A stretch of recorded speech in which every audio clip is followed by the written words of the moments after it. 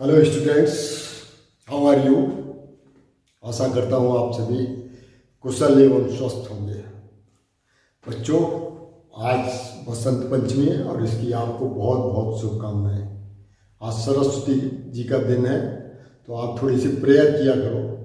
Prayer में एक श्लोक है, मैं आपको बताता हूँ, आप भी थोड़ा सा उनका स्मरण किया करो, जिससे कि उनकी कृपा आपके ऊपर बनी रहे। या कुंदेन्दु तुषार हार धवला, या शुभ्र वस्त्रांता, या वीणा वरदंड मंडित करा, या श्वेत पद्मासना, या ब्रह्माच्यु शंकर प्रभृतिवीर देवै सदा वंदिता, समा बात सरस्वती भगवती ने शेष जाड्यापा।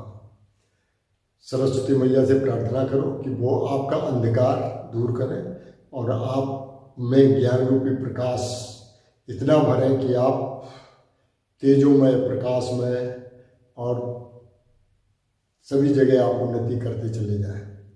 तो आज का दिन स्टूडेंट्स के लिए एक खास दिन होता है। इस दिन को आप कुछ प्रेरणा स्वरूप बनाइए, इसमें कुछ आप प्रण कीजिए कि हमको अब ऐसा करना है, क्योंकि ज्ञान के बगैर आपका जीवन बिल्कुल अधूरा रहेगा। ज्ञान ही एक ऐसी चीज़ है जो आपको प्रज्वलित कर सकता है, आपको बहुत ऊंचाइयों तक ले जा सकता है।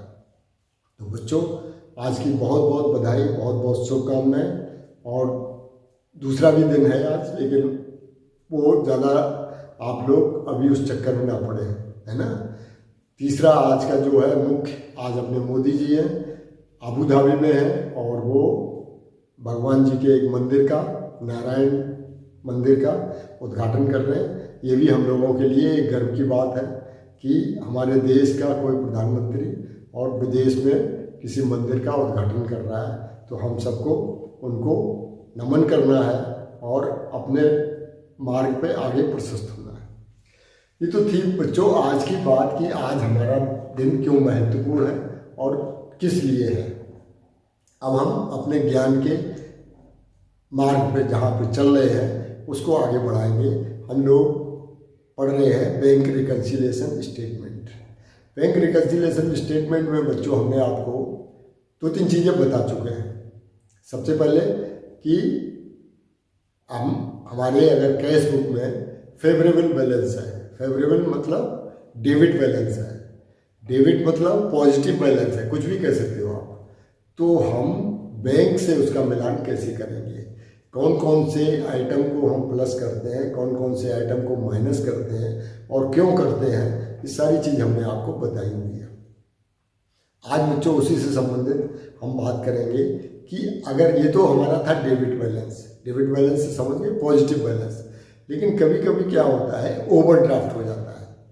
ओवरड्राफ्ट जैसा कि हमने पीछे आपको बताया था कि ओवरड्राफ्ट में आपको क्या होता है कि बैंक आपका जितना पैसा जमा है उससे ज़्यादा आपको अलाउ कर देता है। मैं आपको एक फॉर्मेट के जरिए बताना चाहूँगा कि किस तरीके से ये काम करता है। ये मान लीजिए बैंक की पासबुक है आपकी, बैंक पासबुक,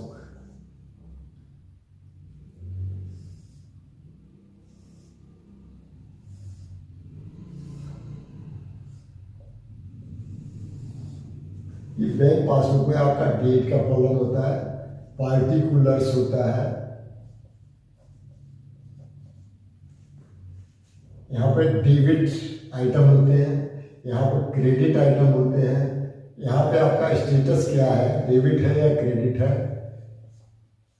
उसमें से एक मेंशन किया जाता है, और यहाँ पे आपका बैलेंस होता है। ये होता है हमारे पासबुक का एक स्पेसिमेन जो मैं बता रहा हूँ। मान लीजिए आपके पासबुक में 1 जनवरी 2024 को बैलेंस था 5,000 रुपये डेबिट। बैंक की पासबुक में डेबिट बैलेंस का क्या मतलब है? बैंक की पासबुक में डेबिट बैलेंस का मतलब है कि आपने 5,000 रुपये बैंक से ज़्यादा ले रखा है जो आपको पेमेंट करना है। आपने बैंक से 5,000 रुपये ज़्यादा ले रखा है जो आपको पेमेंट करना है। इस स्थिति को हम ओवरड्राफ्ट बोलते हैं।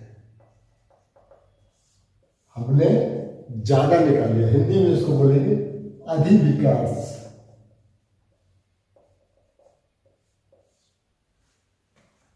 हम आपको हिंदी अंग्रेजी दोनों हम बता देते हैं, जो आपको इजी लगे वो आप जानिएगा। हिंदी में बोलते हैं इसको अधिविकर्ष, ओवरड्राफ्ट में। तो 1/1/24 को आपका बैलेंस था 5,000 रुपये का। अब बच्चों इसके थोड़े से मेथड को मैं बताता हूँ। आपने क्या किया कि मान लो 5 जनवरी 2024 को आपने कैश जमा किया, तो वो एंट्री बैंक वाले कैसे करेंगे? यहाँ कैश आ गया और यहाँ मान लो आपने 2,000 रुपये जमा कर दिए, ठीक है ना। अब आपका 5,000 रुपये डेबिट बैलेंस था। अब इस 2,000 रुपये का क्या करेंगे? आपने जमा किया हुआ है, आपने जमा किया है, तो निश्चित रूप से इसमें से बहुत सारे बच्चे कहेंगे कि हमने जब जमा किया तो इसको प्लस कर देंगे। प्लस नहीं करेंगे, इसको हम माइनस करेंगे 3,000 और यहाँ पर फिर अगर कोई डेबिट बैलेंस रहेगा। अब माइनस क्यों करेंगे? माइनस बच्चों इसलिए करेंगे कि आपने 5,000 रुपये बैंक को देने थे, उसमें से आपने 2,000 रुपये उसको जमा कर दिए, तो आपको 3,000 रुपये जमा करने हैं। अब आपको 3,000 रुपये जमा करें। इसकी उलट स्थिति अगर यहाँ क्रेडिट बैलेंस होता, अगर यहाँ पर क्रेडिट बैलेंस होता, CR होता, तब आप जमा करते तो वो जमा में और जमा प्लस हो जाता, तब हो जाता है ये 7,000। चूंकि ये डेबिट बैलेंस है और आपने जमा किया हुआ है, इसलिए ये बैलेंस कम हो गया। आप समझ गए? ये टेक्निक मैं इसलिए समझा रहा हूँ, अभी आपको जब बैंक समाधान विवरण देखेंगे ना ओवरड्राफ्ट वाला, तो आपको ये कॉन्सेप्ट क्लियर होना चाहिए। मान लीजिए आपने 8 जनवरी 2024 को एक चेक इशू कर दिया, टू चेक नंबर फलाना फलाना, है ना, 1,000 रुपये का। 1,000 रुपये का अब आपने एक चेक इशू कर दिया। अब स्थिति क्या होगी? अब इसको प्लस करेंगे, ये हो जाएगा 4,000 और यहाँ पर डेबिट बैलेंस हो जाएगा। अब आप बात समझ गए ना कि डेबिट बैलेंस अगर है तो क्रेडिट में कोई बैलेंस आता है तो उसको माइनस कर देते हैं, और डेबिट बैलेंस है और डेबिट में कोई हम और निकाल लेते हैं तो वो प्लस हो जाता है। हमारे पास 3,000 का ओवरड्राफ्ट हमें जमा करना था, हमको बैंक में देना था, और हमने 1,000 रुपये और ले लिए उसमें से, तो हमको 4,000 रुपये देने पड़ेंगे, सीधी सी बात। तो इस तरीके से ये ओवरड्राफ्ट का अकाउंट काम करता है पासबुक में। ये हम अभी जब आपको ओवरड्राफ्ट का वो समझाएंगे कि बैंक रिकन्सिलिएशन कैसे बनाएंगे, तब ये काम आएगा, ठीक है ना बच्चों। अब देखते हैं, अब बैंक रिकन्सिलिएशन पे आ जाइए। बैंक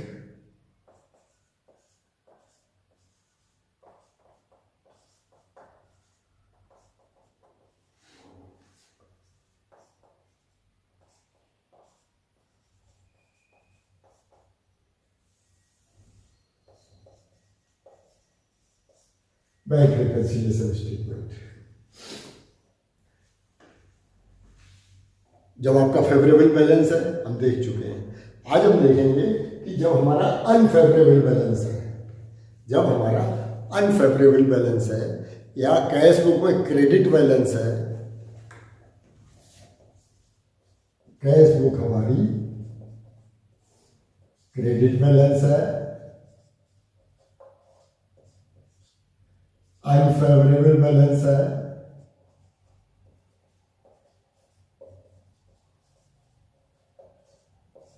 निगेटिव बैलेंस है,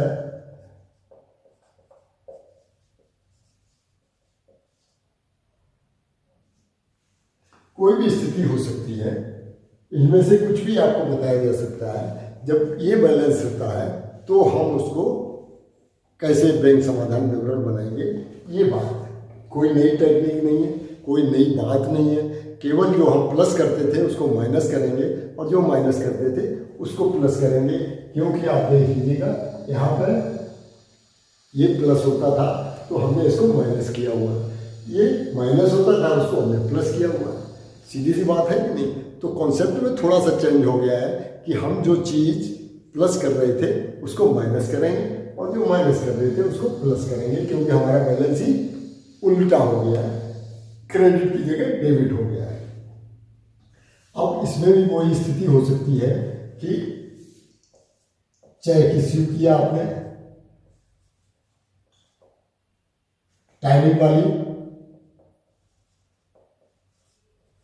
टाइमिंग की दो चेक इशू किया आपने। यहाँ चेक इशू करोगे तो क्या करते हैं, हम उसको प्लस कर देते हैं। अब आप कैश बुक में क्या करोगे, कैश बुक का भी बना देते हैं आपका।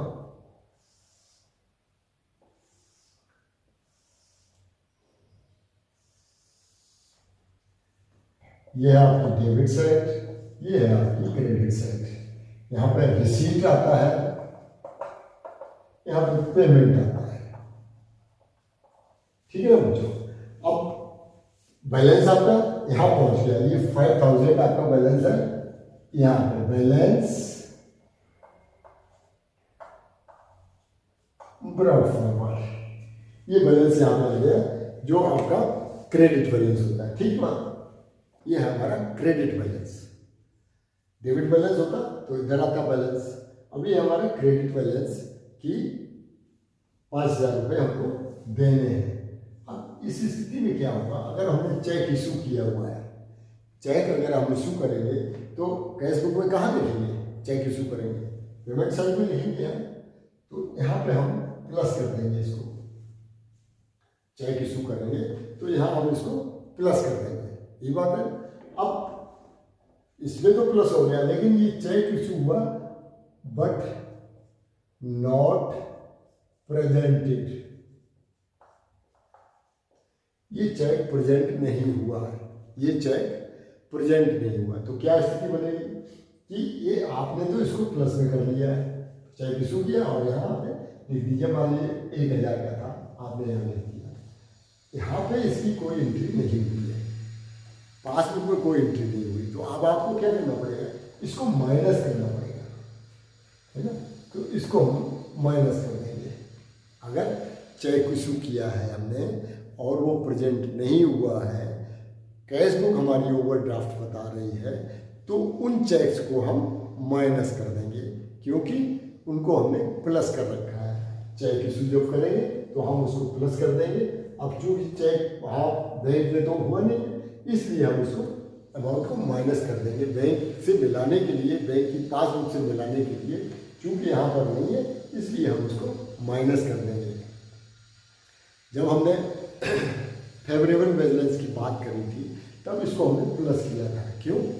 क्यों प्लस किया था कि चेक हमने इशू किया और हमारा क्रेडिट बैलेंस था, वो सॉरी हमारा डेबिट बैलेंस था, तो डेबिट बैलेंस से हमने उसको माइनस कर दिया था।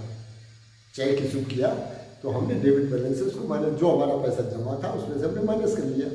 अब चूँकि ये क्रेडिट बैलेंस है, इसमें हमारा प्लस होना है, हमारा ओवरड्राफ्ट और बढ़ना है, इंक्रीज होना है, तो हमने यहाँ तो इंक्रीज कर लिया है, लेकिन यहाँ इंक्रीज हुआ नहीं है पासबुक में, तो हम इसको वापस से माइनस कर देंगे। दूसरी स्थिति, cheque deposited but not collected.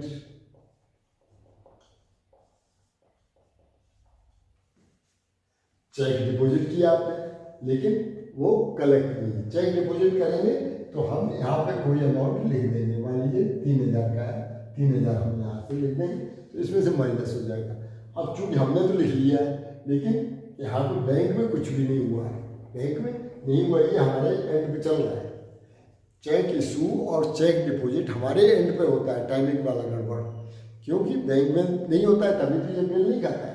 Check issue करेंगे या चेक डिपॉजिट करेंगे, चेक इशू किया और प्रेजेंट नहीं हुआ, वहाँ हमने अपने एंट्री कर ली लेकिन बैंक में नहीं हो पाई। चेक डिपॉजिट किया, हमने अपने एंट्री कर ली लेकिन बैंक में नहीं हो पाई। तो ये हमारे एंड पे होता है चेक इशू या चेक डिपॉजिट, है ना।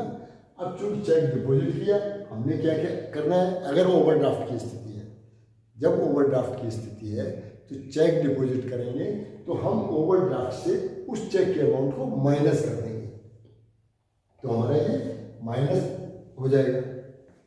अब यहाँ पे माइनस हुआ नहीं है, यहाँ पे क्या है, प्लस पे है, तो इसको हम प्लस कर देंगे। बात समझ में आ रही? हमने यही तो बताया था, जो हमारे पास माइनस हो गया है और बैंक में प्लस हो रहा है, अगर हम बैंक से मिलान कर रहे हैं, बैंक की पासबुक से मिलान कर रहे हैं, तो जो बैंक में हुआ है हमको वही करना है। तो ये चेक डिपॉजिट किया हमने और वहाँ पर कलेक्ट नहीं हो पाया, तो उसको वापस से हम प्लस कर देंगे ओवरड्राफ्ट की स्थिति में। अगर हमारा डेबिट बैलेंस होगा तो ये उल्टा हो जाएगा, बस इतनी सी बात है। तीसरी चीज हमने बताई थी आपको कि डायरेक्ट पेमेंट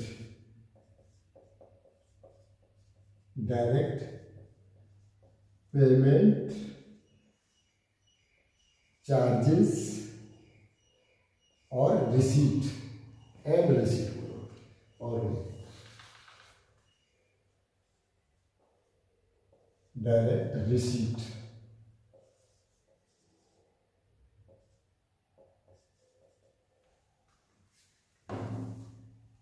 बैंक में कभी कभी क्या होता है कि कई चीज़ें डायरेक्ट हो जाती हैं जो हमारे पास नहीं आती। जैसे कि ये चेक इशू हुआ था, चेक डिपॉजिट किया था, ये हमारे एंड पे हो गया था लेकिन बैंक में नहीं हुआ।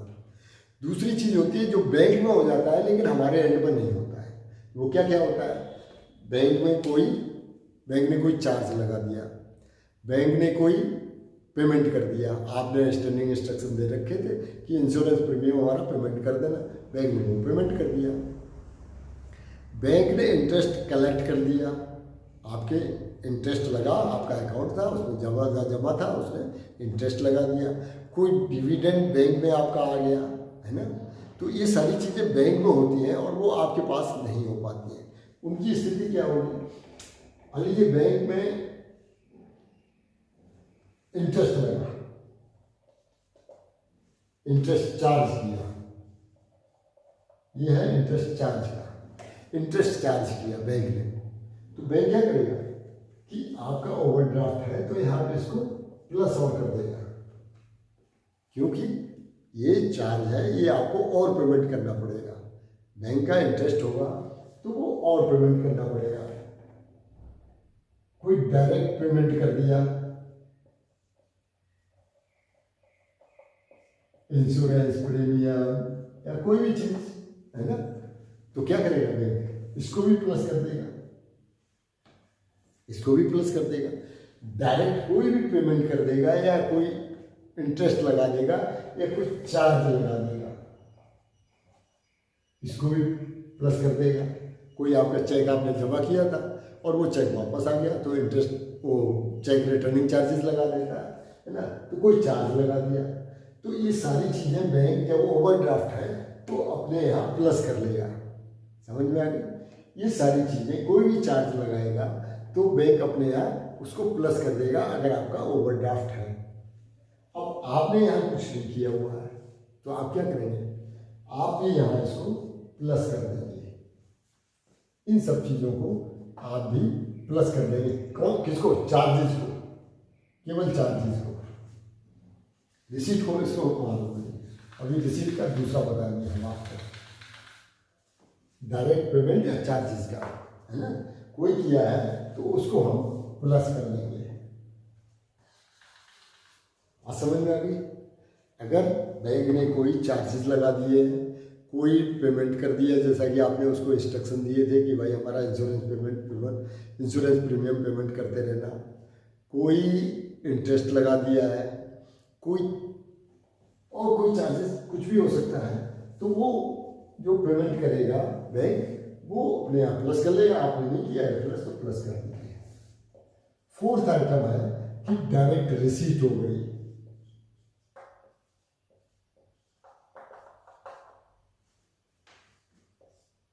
इनकम हो गई। डायरेक्ट रिसीट, कोई चेक जमा कर दिया किसी कस्टमर ने या कैश जमा कर दिया कस्टमर ने डायरेक्ट जाके बैंक में जमा कराया, चेक जमा कर दिया या कैश जमा कर दिया। बैंक ने क्या किया, इंटरेस्ट लगा दिया, आपके अकाउंट को इंटरेस्ट क्रेडिट कर दिया। कोई आपके अकाउंट में डिविडेंड आ गया।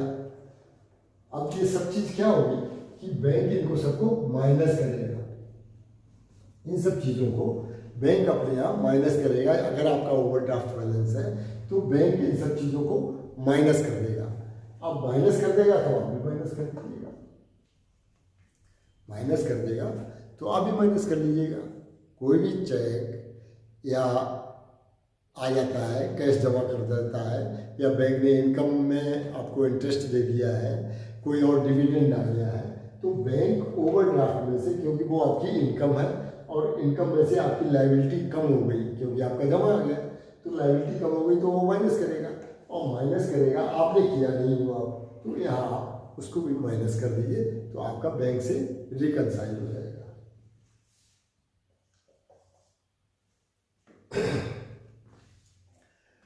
पांचवी चीज हो सकती है कि आपने कोई चेक इशू किया है, check issued but not recorded. आपने चेक इशू किया लेकिन आपने अपनी कैश बुक में रिकॉर्ड नहीं किया। यहाँ एक तो स्थिति ये थी कि चेक इशू किया और आपने रिकॉर्ड कर लिया लेकिन वहाँ पर प्रेजेंट नहीं हुआ। अब आपने चेक इशू किया है लेकिन आपने रिकॉर्ड नहीं किया, तो स्थिति क्या होगी, यहाँ पर प्लस हो जाएगा। क्यों? क्योंकि आपका ओवरड्राफ्ट बैलेंस है और चेक आपने इशू किया हुआ है। चेक इशू करेंगे तो आपकी लायबिलिटी और बढ़ जाएगी, तो उसने प्लस किया हुआ है लेकिन आपने नहीं किया है कुछ भी, आपने कुछ भी नहीं किया हुआ है, तो लिहाजा आप इसको प्लस कर देंगे।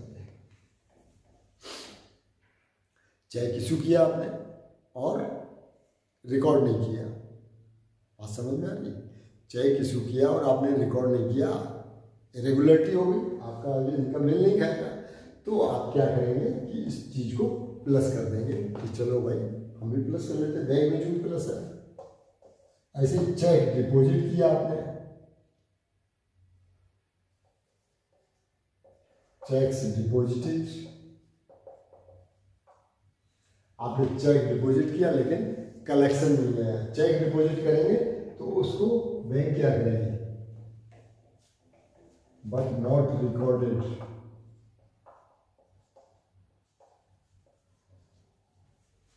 आपने चेक इशू किया, वो सॉरी चेक जमा किया लेकिन अपने यहाँ कैश बुक में उसको चढ़ाया नहीं। आप चढ़ाते तो क्या करते कि आप ओवरड्राफ्ट से उसको कम कर देते, आपका बैलेंस कम हो जाता, लेकिन चूंकि आपने चेक तो जमा कर दिया बैंक का, लेकिन आपने कहीं उसको प्लस माइनस नहीं किया, बैंक ने क्या किया, माइनस कर दिया है, तो आप भी इसको माइनस कर दो। बैंक ने जब वो कलेक्शन आ गया तो आपका जितना ओवरड्राफ्ट का अमाउंट था उसमें से उसको माइनस कर दिया, क्योंकि वो आपका पैसा है, तो आपने उसको, बैंक ने उसको माइनस कर दिया, तो आप भी उसको माइनस कर लीजिएगा।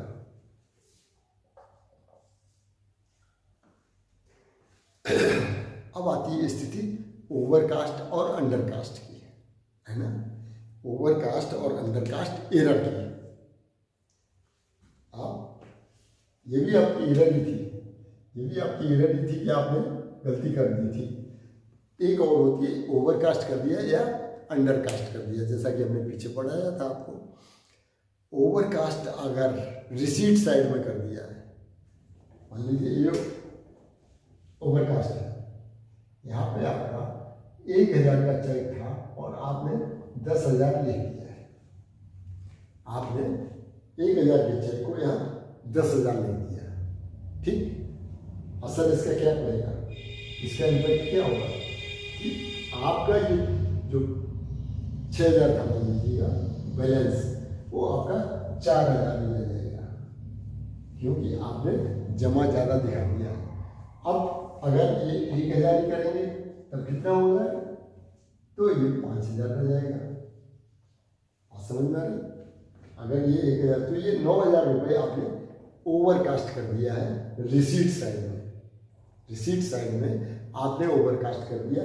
इसका असर क्या पड़ा ओवरकास्ट का, कि आपका ओवरड्राफ्ट कम हो गया, आपका ओवरड्राफ्ट कम हो गया।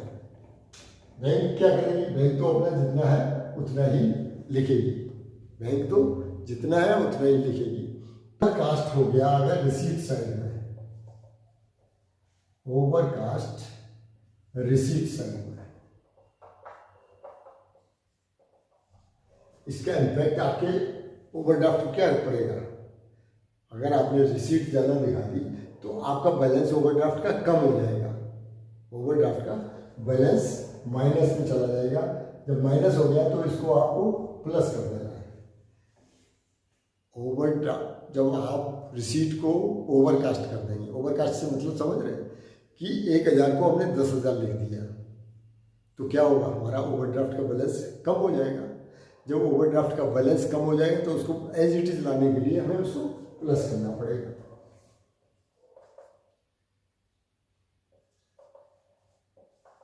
ओवरकास्ट पेमेंट साइड में क्या करेंगे,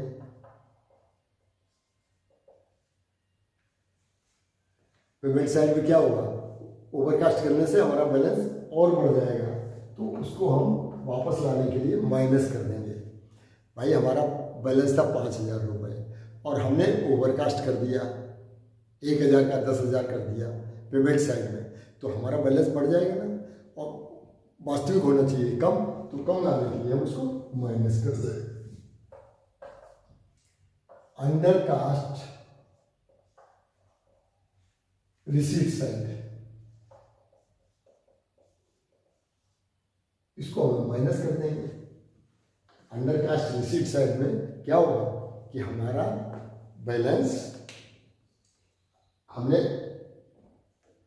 1,000 का 10,000 रुपये, वो सॉरी 10,000 का 1,000 रुपये यहाँ पे लिख दिया है, तो क्या होगा, हमारा बैलेंस बढ़ जाएगा। सही समझ में, अंडर कास्ट रिसीट साइड में कर दिया हमने तो हमारा ओवरड्राफ्ट का बैलेंस बढ़ जाएगा। हमने कम लिखा हुआ है जो कि ज़्यादा लिखना चाहिए था, तो हमारा बैलेंस बढ़ जाएगा। उसको कम करने के लिए हम माइनस कर देंगे। अंडर कास्ट पेमेंट साइड,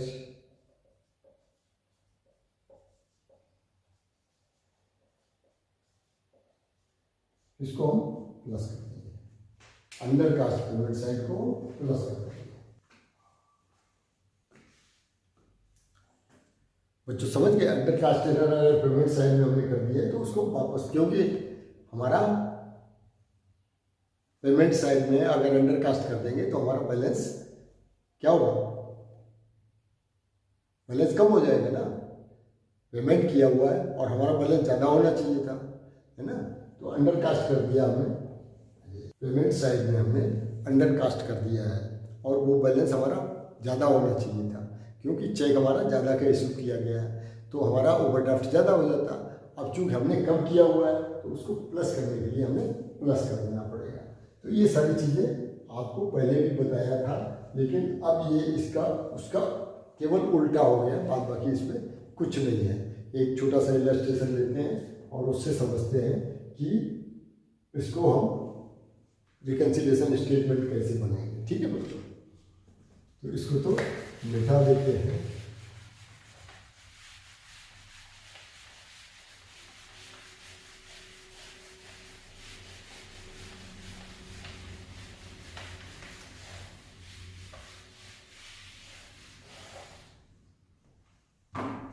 चलो एक करते हैं क्वेश्चन।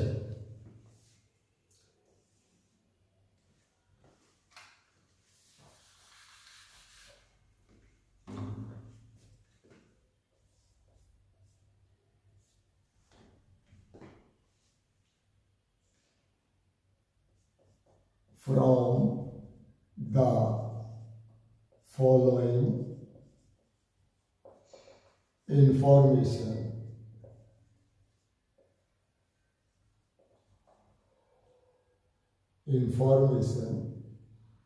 prepare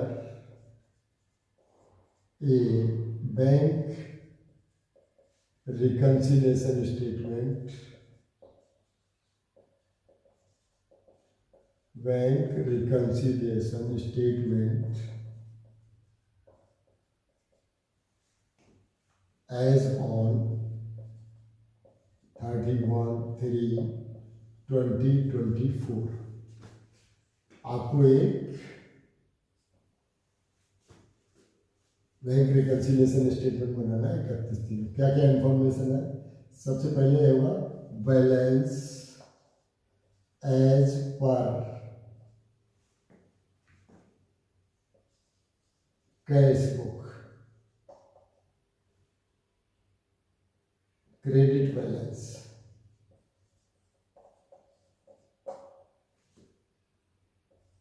₹8,000। एक एक करके बताते चलते हैं, नहीं तो आप कंफ्यूज हो जाएंगे।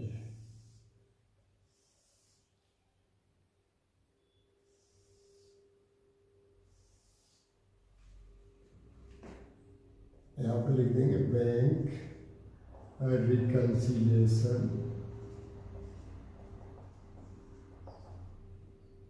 Statement as on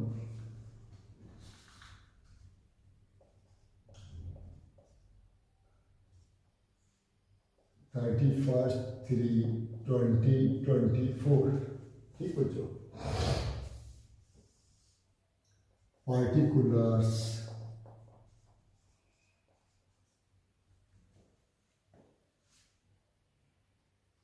amount details और ये अमाउंट है क्या। इसमें बैलेंस हम दूसरे तरीके से भी आपको बता रहे हैं इस बार। पहले क्या था कि हमने प्लस के आइटम एक जगह लिखे थे, माइनस के आइटम एक जगह लिखे थे। अब एक दूसरा तरीका है, वो मैं आपको बताना चाहता हूँ कि कैसे आप दूसरे तरीके से भी क्या प्रोफॉर्मा हो सकता है उसका।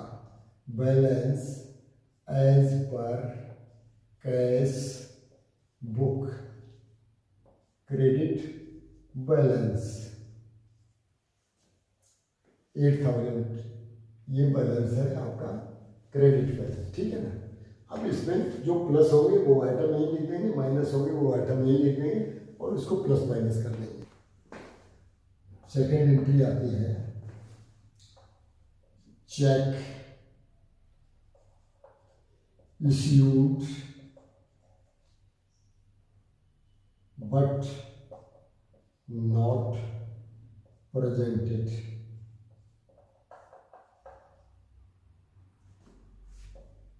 ₹2,000। 2,000 का एक चेक इशू कर दिया है लेकिन पेमेंट उसका नहीं हुआ है। आपने कैश बुक में क्या किया, इस बैलेंस में उसको प्लस कर दिया है। जो आपका क्रेडिट बैलेंस था उसमें आपने जब चेक इशू करेंगे तो उसको प्लस कर देंगे क्योंकि ओवरड्राफ्ट बैलेंस है और बैंक में प्लस हुआ नहीं अभी, तो आप क्या करेंगे, माइनस कर देंगे। ये तो ऐड के आइटम लिख देंगे और ये यहाँ पर लेस के आइटम लिख देंगे, है ना। लेस में क्या, cheque issued but not presented 2,000। Third item था cheque deposited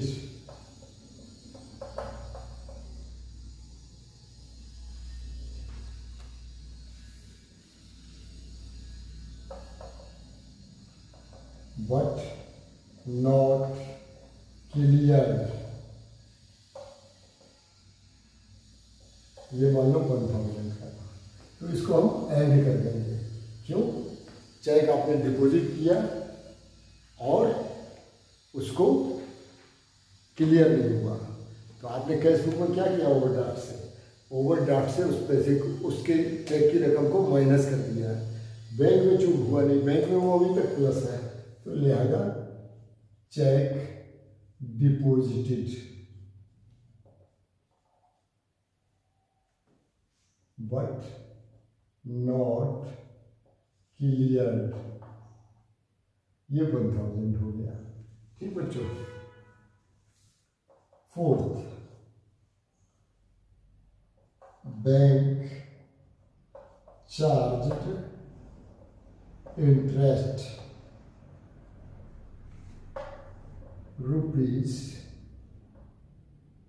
₹500।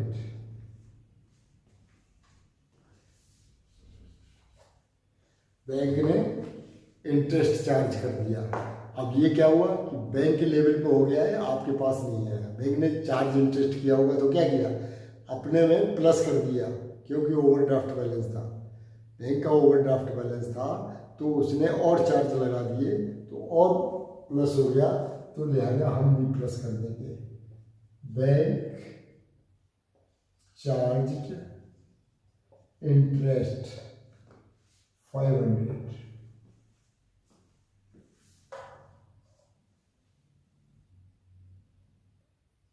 Dividend receipt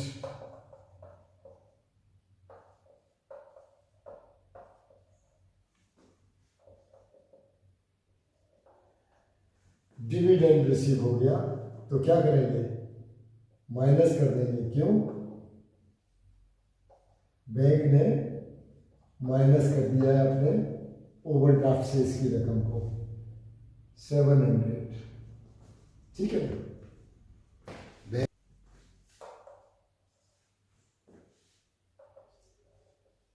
credit side of the cash book under cast.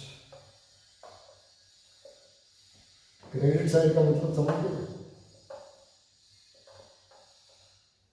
Credit side का मतलब हो गया पेमेंट साइड।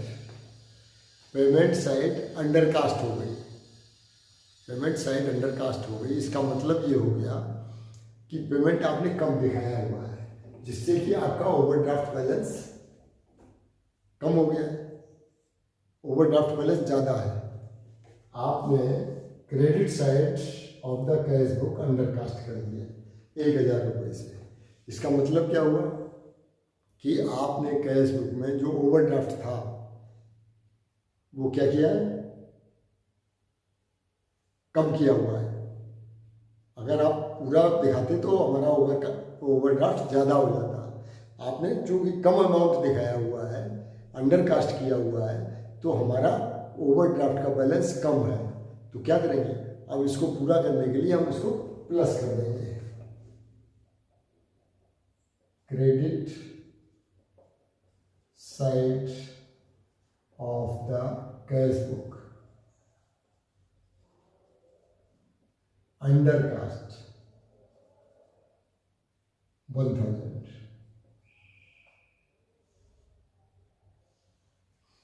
आप मेरी बात समझ गए, क्रेडिट साइड का मतलब हो गया कि आपने पेमेंट कम दिखाया हुआ है, आपने अपनी कैश बुक में पेमेंट कम दिखाया हुआ है। अगर आप पेमेंट ज़्यादा दिखाते तो आपका ओवरड्राफ्ट और ज़्यादा हो जाता। एक बात है ना, आपने कम दिखाया तो आपकी ओवरड्राफ्ट की रकम कम है। अब चूँकि बैंक में पूरा दिखाया हुआ है तो आप उसको प्लस कर दीजिए, जिससे कि ओवरड्राफ्ट की रकम आपकी ज़्यादा हो जाए। समझिए बात। अब ये सब टोटल कर लेंगे हम 2500, ये तीनों का टोटल हो गया, और यहाँ पे आ गया 10500, ये हो गया 2700, और इसको माइनस कर देंगे हम अगर 2700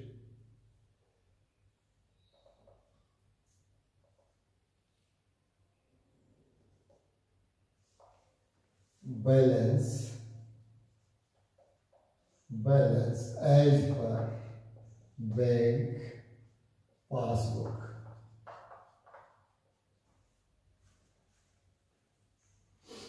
ये आ गया डेबिट बैलेंस। समझ गया।